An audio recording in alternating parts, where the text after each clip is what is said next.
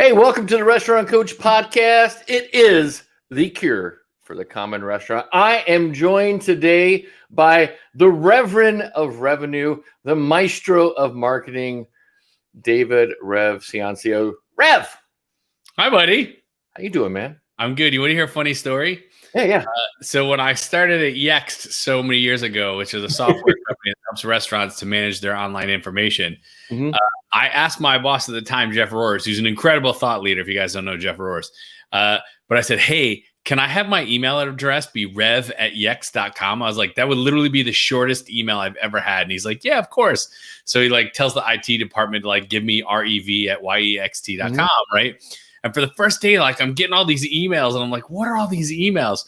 Well, it turns out Jeff didn't know this, but the revenue team, literally the entire sales team, used rev@yext.com for sales help desk. So they'd want to put a deal through, they'd email rev@yext.com and it'd go to the help support team for sales to approve deals.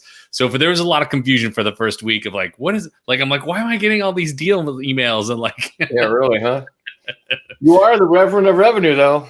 That is why. And people ask, oh, why is Rev your nickname? I was like, let's just go with that. Or I was thinking the Maestro of Marketing. That could be your new tagline. The Maestro. I like that. I used to call when I was in the music business, I used to call myself the Maharaja of metal. There you go. You could be the Maharaja of marketing. The marketing. Yeah. I mean, I have the Restaurant Coach tagline. I think everyone should have a tagline. The Maharaja. Well, here's the one problem with Maharaja. No one knows how to spell it. I couldn't spell it. I would be like, just Rev. or just change your name to just Rev. Yeah, I mean, that's why it is just Rev, because I grew up as a kid. I look at Ciancio and it seems very phonetically spelled to me. Most people, I got called Cicerelli once. I'm like, there's not even an L in there. How do you just Rev? Crazy. But hey, I wanted to get Rev on today because it's 2021. Here we are. Things are changing rather rapidly. 2020 was I hate to say, a total shit show. But it was problematic. What's your kind of view right now of the industry as you see it? Well, I mean, look, and data shows this, and of course I don't have a link to send you at this moment, but before there was even the whisper of a pandemic, there were too many restaurants in America for the available mouths to eat at them, right? So, what's that to say? To say another way, basically, there wasn't enough business available for all the restaurants that existed. So, I don't want to make it sound like the pandemic was like a godsend, because it was horrible, right? It still is horrible. But there was a reckoning coming no matter what. And all the pandemic did was speed it up, super fast. Yep. I say that all the time because, and actually I wrote a couple articles in 2019, end of 2019, not knowing that the pandemic was, but I said there's going to be a restaurant apocalypse coming. And I predicted it. And the same thing you said, oversaturation, the bubble is going to burst. Way too many restaurants, not enough people in the market. People were fighting for table scraps. And just like you just nailed it, the pandemic just kind of escalated that. Dude, you'll laugh. All right. It was like the snap from Thanos. You know what I mean? Totally. You'll laugh. So I live in a very small town, right? There's 18,000 people in this 3-mile square town, right? Right now you're thinking I'm in middle of Iowa. I'm actually 4 miles from Manhattan. So and not Kansas, right? Anyway, so this is a very, very tiny town. People, I mean, we literally know all of our neighbors. It's a very tight town. In my 3-mile square town, 4 miles from New York City, there are 4 pizza places. Okay. Wow. 4, and 3 of them are literally across the street from each other. And I don't mean that facetiously. Literally, you can stand. One is a Domino's, the other 2 are independent operators. But you could stand and yell orders to the other 3. Who made that decision? You know what I mean? But that's America. That's exactly what we're up against. That's crazy. Yeah. So and if people don't know a little bit about you, tell people a little bit about your background and what you're doing now. So I am a hospitality marketing consultant. I help restaurants with their marketing. Basically, I help them to put together marketing that both attracts and retains their guests. And then I also help technology companies that help restaurants to do that better with the same thing. I help them to attract and retain their restaurant customers. But my story is a little funny. I don't know if maybe you probably know this, but essentially February 27th of 2020, right? Literally like 2 weeks before we're in quote unquote pandemic status. I was the chief marketing officer for a publicly traded software company called Single Platform. Now, most people are like, I've never heard of that company. They were owned by Constant Contact. You probably know that company. And 3 months prior to February 27 of 2020, they were sold to TripAdvisor. You've probably heard of that company. So at first I was like, cool, we're like this big software company. They're like a super big company. I was like, great. We get we get to go global and all these resources and yada, yada, whatever. On the 27th, I walked in my office. We were literally about to be in a pandemic. I was like thinking like, how do we keep our employees safe? Like, what do we need to do with sanitizer or whatever? And I messaged my boss, the CEO, and I was like, hey, should we be like communicating some safety policies to our employees and our coworkers? And he's like, yes. And I was like, do you want to meet about this? And he's like, yeah, come into my office in like a half hour. Okay. I literally think I'm walking into his office to like tell people to wash their freaking hands. Right. He's sitting there with the head of HR. I was like, oh, this is never good. Never good. Like, I know what this meeting is. Well, TripAdvisor, being a global travel company, was feeling the effects of COVID way before we were on the shores of the U.S. because China, Italy, South, whatever. And my boss got told, you better cut some heads. And on that day, 60% of the senior management team got made redundant, like me, head of finance, head of IT, like literally. And so here I am. It's like days before we know we're going to be in a pandemic. And I'm like, what do I do? So I called my friend Robert, who owns 5 Napkin Burger and a number of other restaurants. And I was like, hey, remember you said you wanted to work with me one day? Well, guess what? And Robert's like, can you be in my office in an hour? Yeah. I went to Robert's office, and I know this is already a long story, but basically I was like, what are you struggling with? Right. And he was like, we hate Grubhub. We hate DoorDash. Like, if I could only get my customers to order from me directly, like I'd be in a much better place. I don't want to pay those high commissions. People are loyal to those apps. And I was like, all right, let me figure this out. And basically I work with Robert to create a system to convert his guests to order from him instead of third-party apps. We built a tech stack around that. We tried a bunch of moves. And once we got that into a system that like we knew worked, I started showing that system to other restaurants. And guess what? It worked for everybody. Oh, wow. Like, it literally worked. It didn't matter the type of restaurant or where you were located. The conversion system worked not only to get guests to stop ordering from DoorDash, but to order from the restaurant directly and more frequently. And so I turned that into an online course. And now I teach a class called the Third to First Party Conversion Bootcamp, where I can teach restaurant operators exactly how to do that. That is so cool. Yeah. And I have quite a few of my clients that have been through your boot camp, and they all rave about it. So, and if anybody ever wants to get a hold of Rev, you can the best way to find him is get him on, I always find him on Instagram, at revciancio.com, or just at Rev Ciancio. You can find him there. You've got how many damn Instagram profiles you got now? So I have 23 Instagram profiles. I know. It's like, I thought I had 4, and I thought I was like, oh my God, I'm like maxed out. But no, I actively manage 5 of them. So that's crazy. I got a lot of content to share with people. So, one of the things that you've been really, and I follow you on all different social media. One of the things you've really had lately is you've had a really huge journey, especially with self-care and about taking better care of yourself. And I think, the pandemic, well, it was a shift for a lot of people. I think a lot of it brought into perspective what's important.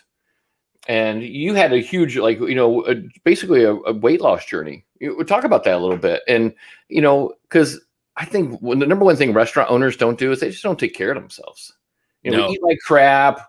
We work long hours. We're on our feet all day. What have you done to kind of take control of that in your life?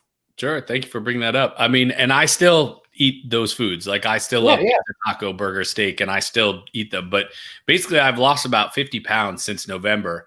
And the story is interesting. So it was a Sunday afternoon. I was tired. It was a long week. I was sitting on the couch with my wife and my kid watching TV, and I fell asleep.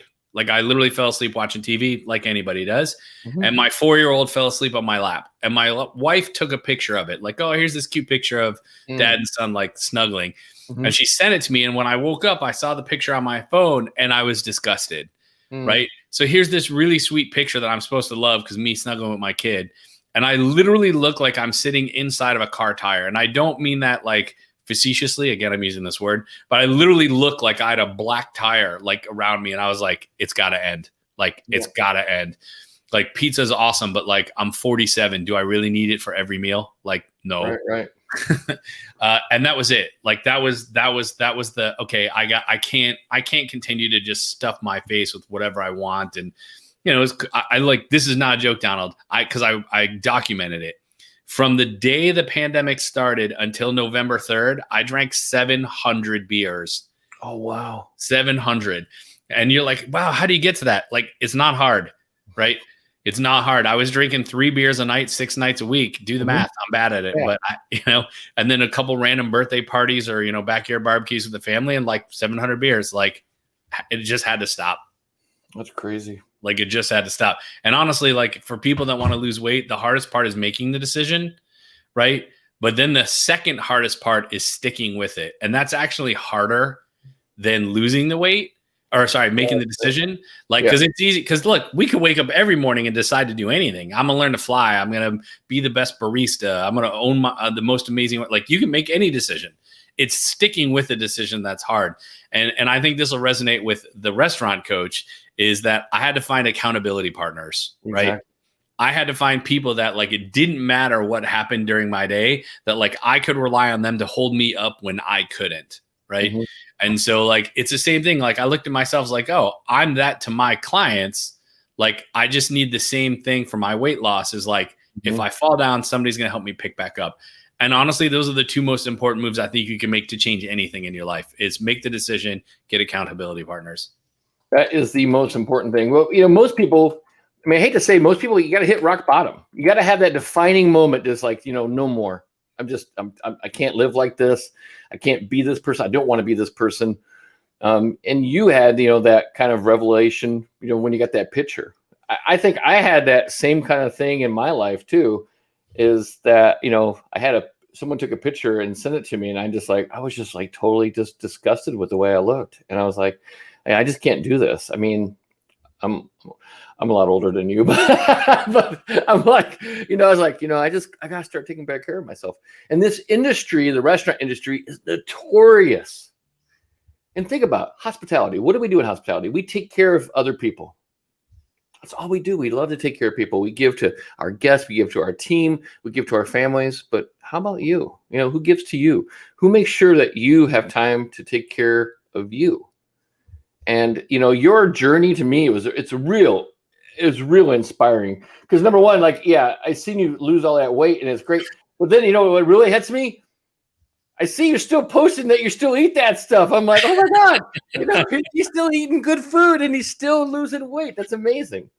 Yeah. I mean, it's difficult. And the truth is I would probably have lost another 10 or 20 pounds already if I wasn't obsessed with French fries. But like, you don't have to stop eating those things. You just can't eat them all the time. You know what I mean? You can't. No. And do you track your macros? Do you track your calories or what? So when I originally started the weight loss, you kind of have to shock the system. So I did no carbs, which works. It just doesn't work for long term. So at the point that I started a plateau, I switched to calorie counting. And so I still try to eat low carbs, but like if I want a sandwich, I just go have a sandwich. I just stay in my calories. You know what I mean? That's very cool. That's it. The kcals thing has passed me. I'm bad with math and I don't want to do that much work. I'm lazy. So I was like, what's the least amount of effort I can do to get the most amount of gain? And it was counting calories. And actually counting calories is way easier than people think it is. Yeah. And that's the thing. I use an app too. I use like MyFitnessPal. That's the one I use. And I find when I count calories, it's kind of like, so when you work in a restaurant, it's like managing your inventory, managing your production, managing your cash flow. If you don't measure it, you can't manage it. And when I find like when I start putting when I'm eating something, I put it in that, that fitness tracker and I'm watching the macros. I mean, I'm a lot more conscientious of what I'm doing. And the same goes for your restaurant. If you want to really get control of your restaurant, start measuring and managing stuff a little bit better. It's like with the marketing. You can easily throw money out there and just waste money on marketing. But if you're not tracking the data, what are some of the key things you track when you're looking at marketing? You're gonna love an ebook that I'm working on. I'll reveal the title. Is it all right if I curse? Because there's a curse word. Please. I figured you'd be I'm working on an ebook called "Likes Are Fucking Stupid." Here's the 10 marketing metrics you should care if you want to be a successful restaurant. Nice. Because I'm so sick of like Matt Plapp says it all the time. Like I can't deposit likes. You know what I mean? You like, can't. No, you can't. It's a race to nowhere, right? You know, so there's a lot of vanity metrics out there, and I think, and for me, for restaurants too, sales is the number one vanity metrics. I don't know how many times I've been in groups and there's big restaurant owners and like they love to throw, we did 2.4 million. Oh yeah, we did 2.7 million, and then I usually come back with like, well, how much did you put in the bank? What was your profit? And that shuts them up right away. Because 2%. Oh yeah, well. I mean, I'd rather have $1 million restaurant making 18% than a $4 million restaurant making 1%. Yeah, it's rate of return, right? Mm-hmm. Yeah. Yep. I'll tell you a marketing metric that everybody should care about and very few people do is revenue per email send. Ooh, that's a good one. I have a client that from January 18th to March 4th, right? It's 45 days. I'm bad with math. I had to look that up. Okay. January 18th to March 4th, they did $21,000 in revenue from an automated email, meaning we wrote it one time and plugged it into a system. And literally, it's like making money in your sleep. $21,000 from an email that just sends in the background. Like one email. That's amazing. And if you want to, and I know Rev's throwing out this kind of high level stuff. If you want to learn how to add that, get a hold of Rev. I have like, we talk about accountability partners. I have certain experts I go to for certain things. When I want to talk about, restaurant KPIs and measurement and stuff, I go to my business partner in one of my other companies, Darren Mansari. If I want someone to look at POS data, I go to another business partner, Pamela Lee. When I need like someone who can help me about emails and especially for restaurants, I call Rev. That's who I call. That's who I call. It's never a lack of resources. It's a lack of resourcefulness. And if you don't know the answer, trust me, there's somebody out there in the market that actually can help you. But you gotta step up and just say, you know what? I need help. Yeah, listen, when people tell me like, hey, I need help with my whole business, like I know I'm not that guy. I'm like, you got to go talk to Donald. Like he'll get your brain into shape. I'll get your mindset right. I'll get your mindset and your habits are on track because and their culture. Culture to me is like the secret sauce. That's my third book I'm working on right now is that, I got the first book was Your Restaurant Sucks and Your Restaurant Still Sucks. And my third book's Your Restaurant Culture Sucks. And then I'm done with the suck series. Then there's no more sucking. No more sucking. I got to move on to something. I need a new genre. I need a new, I figured it's like Lord of the Rings. I got a trilogy in me. That's it. I got a trilogy, and then I'm out. I saw something awesome the other day on LinkedIn. I'll have to forward it to you. But do any of your guests or do you teach a pre-service rumble? Pre-service rumble? That sounds great. I love that. Josh, the CEO of I forget not Tap Room, Pour My Beer. I'll share it with you. He shared this thing on LinkedIn the other day that was basically like before the restaurant doors are open, before people can come in and do service, they get the whole gang in the kitchen. They have a rumble where like, they bang on the table, and they have like a chant they do. And I was like, oh, that's powerful. Yeah, I have something like that. I teach. I call it, we have pre-shift. I call it a pro shift. Have a productive shift. and we do one we call lion face, lemon face. Lion face, lemon face. Yeah. What is that? What's lion face? Lion face, lemon face. Lion face, lemon face is you get everyone in a circle, and then usually the person leading goes lion face. You go, Arr! And then they say lemon face. And it's like you suck like the most sour lemon you ever sucked on, and then you get the whole room. Lion face, lemon face, lion face, lemon face. Try it, Rev. Ready? Lion face, lemon face, lion face, lemon face. There you go. Yeah. But the cool thing is, like, we call those in NLP, neuro-linguistic program, we call those anchors and triggers. So the cool thing is you get everyone doing that on the team. And then let's say I'm walking through the dining room and I see someone on the service team who doesn't really have the energy. I can just go like that to them. And then they start laughing, just like you just smiled. And it actually kind of triggers and gets them back in a good mood. So you want things that you can use all day long to get your team kind of just get them back in right. We call it state. Get them back that energy going. Because what's energy? Energy is everything in a restaurant. So I do that as a customer. Oh, do you really? Yeah. So anytime a server comes up to me and asks like a totally off the rack question, I always give like a really ridiculous answer to try and throw them. Like, yeah. You save room for dessert. My favorite answer is like, why? Do you have a lot of bacon? That's a good one.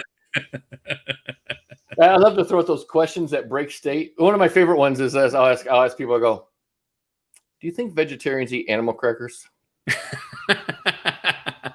Or is it a matter of ethics? That's great. I don't know. So I'm going to ask you a question that's probably going to be hard for you to nail down, but I want you to try to search your memories. What's the best meal you ever had? Oh, man. I don't know that I have one. I probably can nail it to like 5. Okay. I'll tell you a fun story. How about this? How about a fun story? So my wife and I go to Italy, right? I'm Ciancio, Ciancio, I'm Italian, and I'm super excited because like I love all that food, right? But I also love after I eat a huge meal, like if I have steak and pasta and all these other things, I love an espresso and I take black Sambuca and I pour it in, right? It coats your stomach, picks you up like only after a huge meal, not in the middle of the day or a small meal, but like at the end of the big meal. I love that. And I'm like, cool, we're going to Italy. It's going to be at every restaurant. I'm going to drink it every night. It's going to be the greatest thing ever. First night we go to a restaurant. I forget what we order. End of the night, I was like, oh, signore, can I have a Sambuca Negra? And he looked at me like I was like, speaking some other language, which I kind of was. But he was like, Sambuca Negra? Like, what's that? He's like, no, we got Sambuca Romana, which is the clear stuff. So I was like, all right, whatever. I have the clear stuff. Second night, same thing. Signore, Sambuca Romana Negra. No idea. Donald, we were like 4 nights into this Italy trip. And it has yet to happen. I'm like, it's made in Rome. Like, we're in Rome. And my wife looks at me and she goes, don't you do it again. Like, please don't do it again. Yeah. So we're in Florence and we end up at Il Latini. You ever been to Il Latini? If you like steak, and I don't just mean you, Donald. I mean, if you hear this and you like steak, go to Florence tomorrow and eat at Il Latini. It's like it's an unbelievable experience. We show up. You have to wait in line to wait in line. It's so busy. And anybody that's waiting in line outside, they bring like every 45 minutes, they bring wine and cheese. So like you're standing out in the cobblestone street and they're like giving you wine. Right? You walk in, the place is cavernous. There's all these rooms. It's vaulted ceilings. They have the legs of prosciutto literally hanging down. If you order it, they pull it off. And like, it's unbelievable. Right?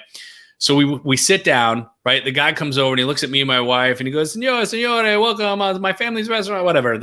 I do a bad Italian. And he looks at my wife. He looks at my wife and he goes, Signora, farfalla pasta, nice the plum tomato sauce. And how about a pork chop to split with your husband and blah, blah, blah. And she looks and goes, that sounds good. And he looks and he goes, Signora, bistecca alla Fiorentina, extra thick, medium rare. Like, and basically he reads us. Mm-hmm. Like he literally reads us. Like I know what you want to order. Like there's no menus. They literally walk up to the table and they tell you what you're eating. Unreal. Food comes out. It's magical. They literally put a bottle of wine on the table. Drink as much as you want. Like everybody having a great. Like I'm literally like, this is amazing. This is every restaurant ever. Right. So we get to the end of the meal and he's gonna come over and ask if we want after dinner drink. And this is when the wife leans over and she goes, "Don't do it." Don't ruin this meal. Like this is the best restaurant experience we've ever had. Please don't do it. And he comes over and he asks my wife for an after dinner drink and she orders a Moscato. Mm-hmm. And he looks at me and my wife, her hands just go like this. Mm-hmm. Face ends up in her hands and I go, Signore, do you have Sambuca Romana Negra? And he looks at me and he goes, you know what that is? Oh, wow. And I was like, yeah, it's my favorite. He's like, oh, Signore, one moment. And he runs over and he comes back with a handle of it, like a jug. Wow. We only keep this for the very special guests. Tonight, it's my treat. And he like puts the whole bottle down and brings me an espresso. And I'm like, yeah. And my wife's like, I hate you. Like, it's like, I felt totally justified and gratified. But anyway, like that might be the best restaurant meal I've ever had. That's an epic story. That's an epic story. Il Latini in Florence. It was Il Latini in Florence. If I ever go to Florence, go to El Latino. Oh my God. It's amazing. It's unbelievable how good it is. I have a picture. It's funny. We're walking out. My wife's like, I can't believe how good that is. I was like, well, why don't you like hug, why don't you marry the restaurant? Like some snarky, we've had a bunch of wine type answer. So she makes me take a picture of her hugging the restaurant. Oh, really nice. Yeah, that's amazing. That's funny. That's good. When you have a restaurant experience like that, you kind of then judge every other restaurant by like that. Like, well, you weren't El Latini, so. One of the things I talk about too a lot is that you get to a certain level in your life and in your career by a lot of the times the mentors you have. Who are a couple of the people that you found, that you find, or that you look to for mentorship still? You mean like besides you? Besides, yes. Besides, wait, hold on. You're cheating on me? Well, I mean, in different ways. All right. Specializations. I would go with the obvious answer of my dad. My dad had a huge impact on me. He was an undercover FBI agent, and he had crazy stories. He like saved lost children and like put really bad guys in jail. So like for sure, my dad. Both of my last bosses. So Josh Glantz, who was the CEO at Single Platform when I was there, was instrumental in teaching me unbelievable things about how to make SaaS companies work. And really, he was so customer service oriented. Like he was so about making sure the customer was happy that not that I wasn't that way, but it impacted about how I thought. He was incredible. Jeff Roars, who was the CEO of the company I was at before that. Jeff is unbelievable. Jeff challenged me so hard. Kindest, nicest, most creative, friendly person I've ever met. Like gentle. But like when you got in trouble with Jeff, man, you felt horrible. It was like my mom. Like I was like, oh, I don't want to make my mom feel bad. It's the same thing about Jeff. But because he was so kind and gentle that like when you did screw up, you felt worse about it because you're like, how could I do that to Jeff? Both of those guys from learning how to market and software are definitely in there. And the last one I'll mention for the sake of this show, actually, I'm going to mention two. Sorry. One is my coach, John Shaw, who we've done some work with in the League of Extraordinary. Yep. John has changed my life unbelievably. And is an argument for why I think people should have coaches in their lives. Like get somebody who's seen the end of the story. You know what I mean? And the last one I would say is Robert Garino. He is the CEO and founder of Five Napkin Burger, as well as a number of other restaurants in New York City. He happens to be a client of mine, but he's also one of my good friends. But man, that guy is willing to walk into any situation in his restaurant and be challenged, right? Not just challenged, but be challenged. Like he's ready at all times for somebody to say, there's a better way. And you are around somebody who's willing to always be challenged, it makes you want to be challenged and it makes you open to thinking. Yeah. And that's the thing too. Most people think that you can get to the next level by doing the same thing you're doing now. You can't. No, you need someone that pushes you and challenges you and makes you think. I just love my mentors and I still have the same business coach I've had since 2008. That's awesome. And the reason is because he pushes me and challenges me to look at things differently. Dude, you'll laugh, and you probably hear this from your clients. But you know why? I actually interviewed 5 coaches. You know why I chose John? Why? He scared the shit out of me. Yeah, see, I was so afraid of him. Coach, that's a good coaches. The coaches that scared the shit out of you. That's a good. And I've had my same coach for years. I'm still scared. He's still scared the shit out of me. Still scared the shit out of me. Because I know when I get in a call, he's gonna call me out and he's gonna call me out my shit. He's going to make me stay accountable. And, that's what I try to emulate that with my clients. The same things he treats me and the way he respects me, but he also holds me accountable is the same thing I want to do with my clients. I respect all my clients, but I'm going to call you on your bullshit. I'm going to call you out and I'm going to say, no, you said you would do this. You need to focus and you need to get this done. All right. Yeah, there's nothing better than having somebody look you and go, really? Is that really what you want to believe? Is this today's lie that you're telling yourself? Like that's an important person to have in your life.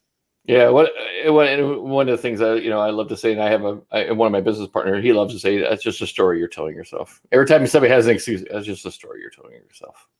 Darren says it all the time. It's just a story you're telling yourself. Yeah. So what advice would you give to your younger self?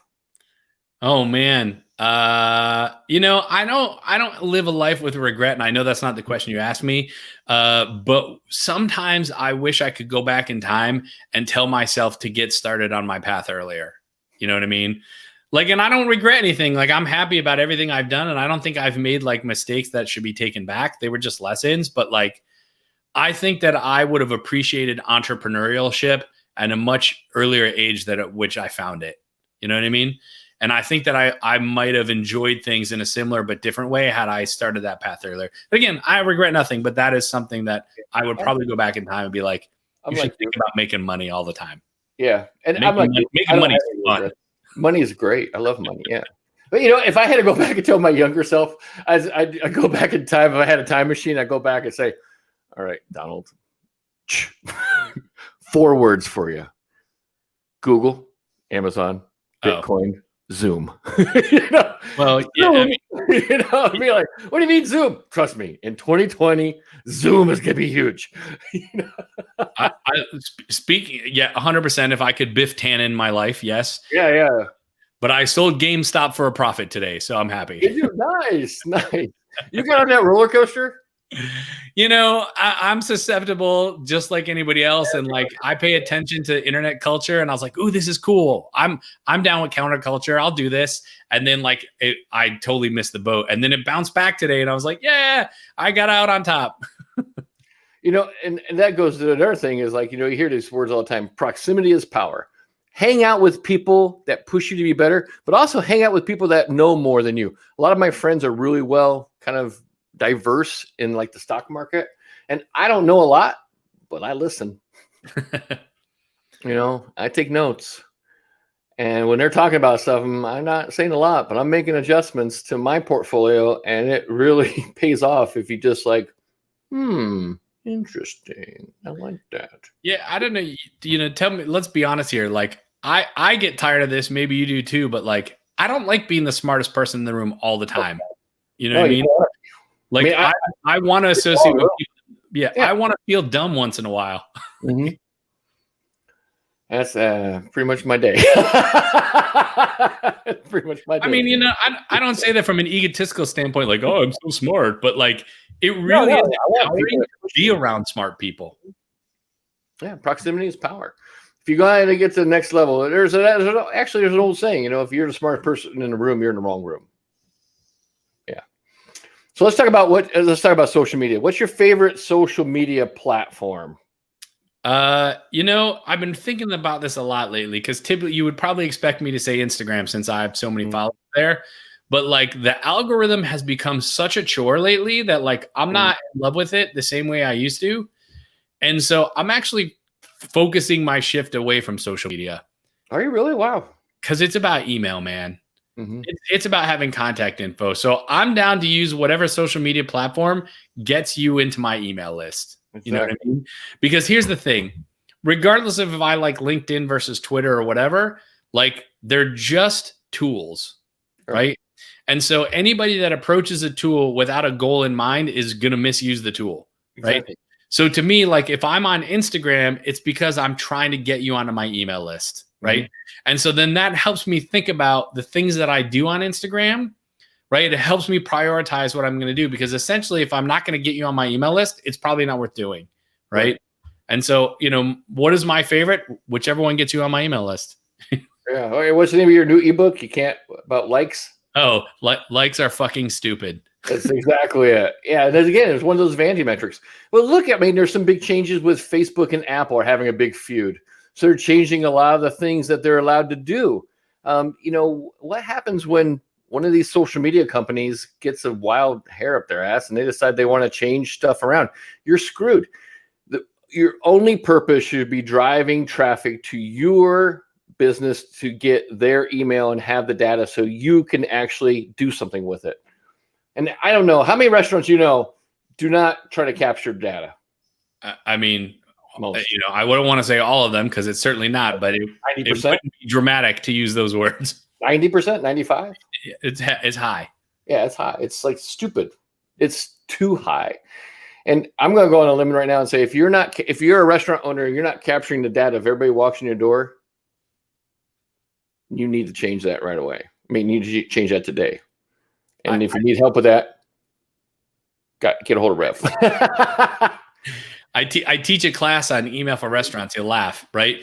And I love to challenge people. I probably learned this from you, but I'll ask them like, can you write 3 sentences? Like the answer is yes. Yeah, like, of course, can you write 3 sentences about your business? Yes. Yeah. Then I will show them 5 different emails that restaurants have written that are 3 sentences long that convert guests into money. And I'm like, if you can write 3 sentences, you can make money from your guests. Emails is not hard. It's not hard. You know what the thing is? It's just being consistent. Just like anything. You got to be consistent with it. I think most people have a misconception about marketing. Most people think marketing is about getting an instant sale. It's not. It's about keeping your brand top of mind, And I use the example all the time of McDonald's. Everyone knows who McDonald's is. You ever see them stop marketing? Yep, never. Never. They keep their foot on the gas all the time because they want to keep those golden arches in your face. You know what they do need to stop doing? What? That spicy chicken sandwich. What a poor excuse for a sandwich. That thing is, that gets me all into this whole the chicken sandwich war is just like stupid. I mean, I run an all hot chicken Instagram account. Like I'm into it, but like I know I love Nashville hot chicken, but yeah, I mean their spicy hot chicken it's a pathetic excuse for it. They don't do chicken well. No, I was like, how are you a brand that big and you have all these examples? I think you're into modeling. I'm into modeling. Like go eat the Popeye sandwich and then model it. Go eat the Shake Shack sandwich and model it. Like come out with such a poor excuse for a sandwich. And I love McDonald's. Like we eat McDonald's once a month in this house. Like I love McDonald's. Like I'm really let down by that sandwich. True. When McDonald's disappoints you, it's like crushing. Good times. It's like crushing. So hey, one of the social media platforms I want to talk about is Clubhouse. Oh man, we're all about it now, I guess. Clubhouse. Has anybody? If you've never heard of Clubhouse, Rev, tell them real quick what Clubhouse is. So it's like it's like a live podcast, right? Yeah. So you jump in and there's rooms and you can just go listen to any room you want. You can jump in whether it's started or not. And if you have questions, there's a little button to put your hand up and you can like ask questions and be a part of the conversation. Mm-hmm. So it's conversations. It's great. Yeah. For me who loves doing a podcast, but like, they take work, right? There's like no work here. You just turn it on. You just start talking and listen. Right. Yeah. And it's like a podcast with no video. Yeah. And you can't record it either. So it's like, I guess it's like a podcast, but Snapchat, like, yeah. But actually we're doing a Clubhouse on Thursday, right? Super excited. Tomorrow, 3 p.m. Tomorrow, 3 p.m. Restaurant. I got in trouble for this one too. We called it restaurants in the new better. And somebody's like, why? What's wrong with the new normal? And I was like, oh, quote Donald, what's normal? Normal's a setting on your damn washing machine. I don't want to be a setting on a washing machine. Nobody wants to be normal. Normal is okay. So normal is being average. Average is mediocrity. Mediocrity sucks. Hashtag write that shit down. Hashtag write that shit down. Mediocrity sucks. I have noted I got asked the same question yesterday. Guy who's doing the Clubhouse with us tomorrow at 3 p.m. Eastern. He's like, Rev, you're really going all overboard and promoting this thing. And I was like, listen, guy, my life's motto is if it's worth doing, it's worth overdoing. Doing it right. Yeah. That leads me to a thing. And I heard you've heard of Brendan Burchard, right? Of course. Yeah. So Brendan Burchard has this little, and I think it was on Impact Theory with Tom Ballou. And he talks about there's a difference between passion and obsession. And he says, when you're passionate, everyone's excited for you. Oh my God, Rev, you found your passion, follow your passion, live your passion. But when people find out you're obsessed, they're like, why you gotta be so crazy? Why can't you just like back off? Why do you gotta be a little, you're like a little too nuts on this? When you're passionate, everyone's behind you. When you're obsessed with it and you want to be the best, people want to talk you down, like, just be happy with what you have. You should just settle. Hashtag write this shit down. Never fucking settle. Never. I mean, listen, we're going a different direction here, but like, I don't want to ever be the person that like gets up at 8 a.m., goes to the same job I hate, do the same thing every day. And I'm not telling anybody here that like, oh, go be an entrepreneur. It's cool. It is. But like, I just don't want to be that person. Like, I don't want to have the same job for 45 years doing the same thing. Like, I'm just not interested. If that's what you want to do, like, go do it. But like, cool. I actually don't think we're programmed that way. Like, I don't think humans are meant to like walk in a circle for years on end. You know what I mean? So unless if that's what you're passionate about, like, then do it. Being obsessed is like empowering. To me, I think if you're not pushing yourself to that level where people think you're a little crazy, then you're not really to that level you need to be at. I get all the time, and again, and you probably hear it too. It's like, man, like with that, with the guys like, oh, you're really pushing this marketing really heavy. You're really going overboard. There's no such thing as overboard to me. I mean, I will market, and that's the thing. There's a lot of people out there, a lot more talent than me, a lot more this and that than me. But I tell people, you will not outmarket me. I've said it to you. I think you're prolific. Like, I'm jealous at the amount of content you put out there. You will not outmarket me. I will outmarket everyone because I'm an ever ready bunny on this thing. I just keep going and going and going. And that's another thing about what I think marketing is really big about, and about keeping your brand top of mind. Some people like my stuff. And I think as you get out there more, you actually start getting a couple haters, which at first I was kind of upset, but actually now I look at haters like, hey, it's kind of cool. At least I know I'm rattling the cages a little bit. But I always tell people, you might not like me, but you won't ignore me because I'm going to make sure my stuff's out there somewhere on the internet. I think haters are a mark of your own success, right? I think haters are people that gave up on their own dreams, sold out. What's that? Second place is the first loser. That's okay. Well, you know what? I hate pickles, and I have no problem being outspoken about it. So, I'm not a big. Here's my thing about pickles, and you might think this is weird. I like pickles. I just don't like them on my sandwiches. I like a pickle separate, and I like bread and butter pickles. I do not want a pickle on my burger. Do you know what the Z virus is? Oh God, no! Now you're going to tell me, and now I never want a pickle again, or what?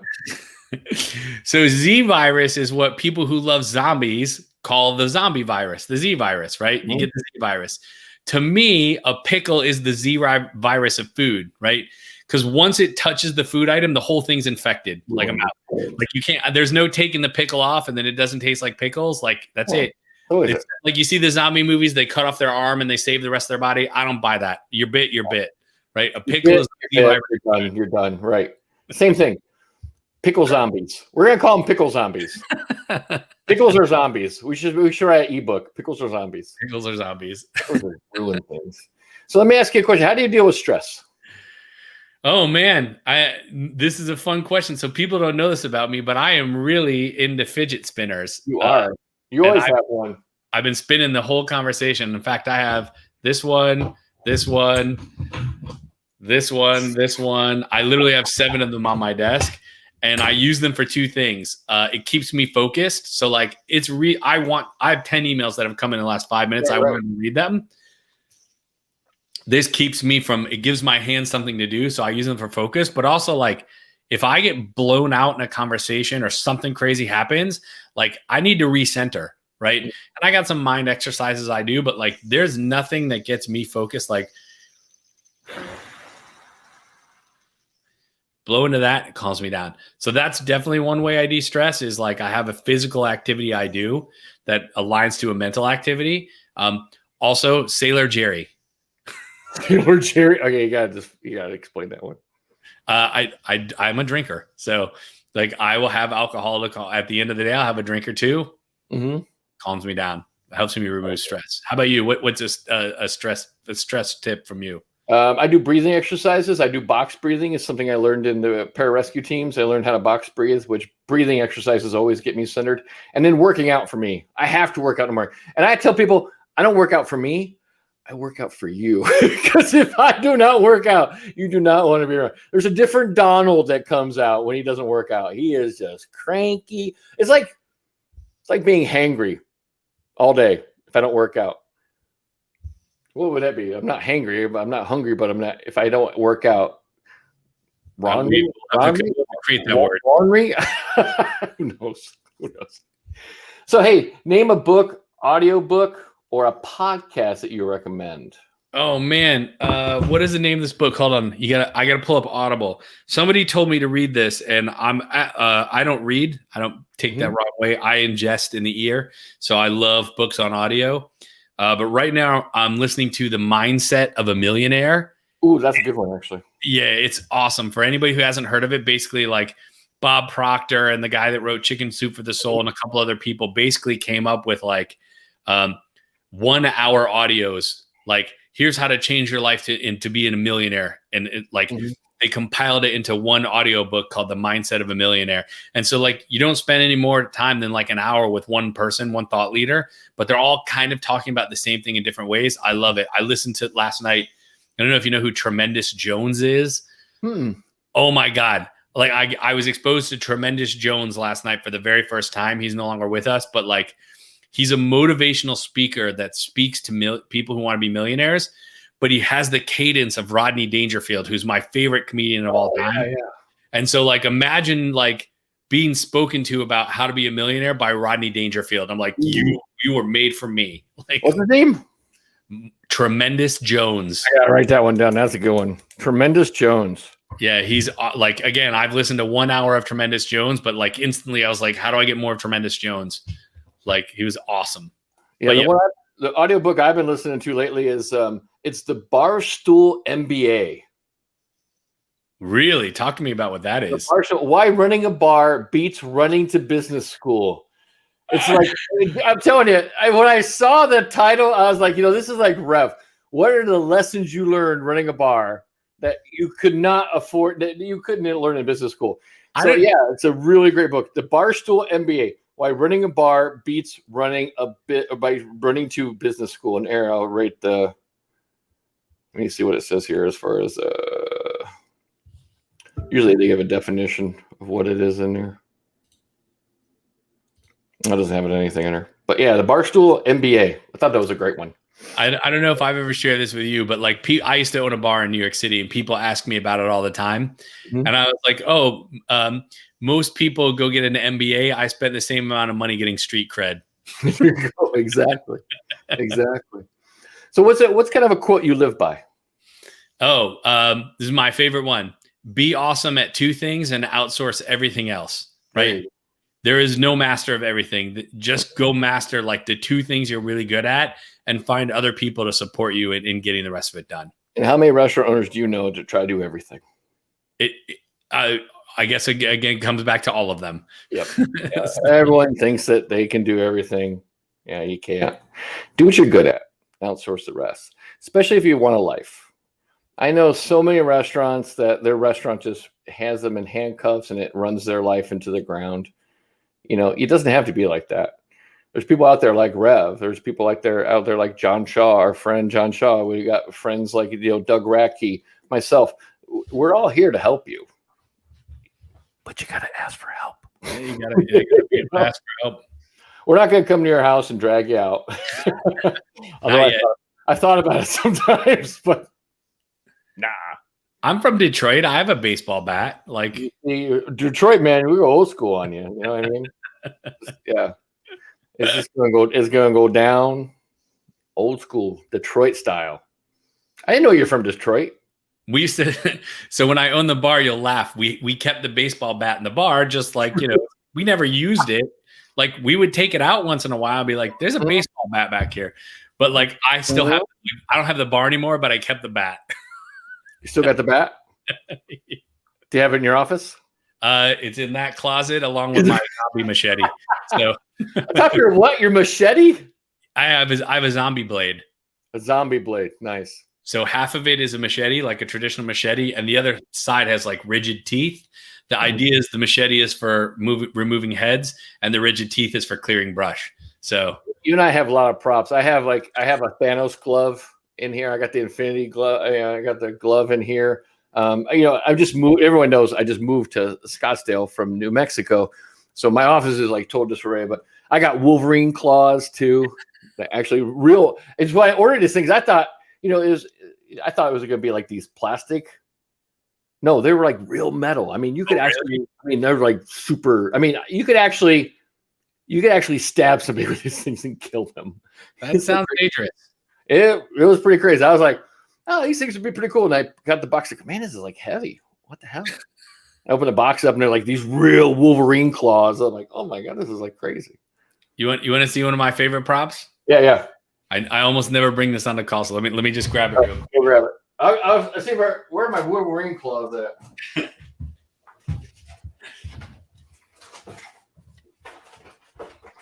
Find my Wolverine claws.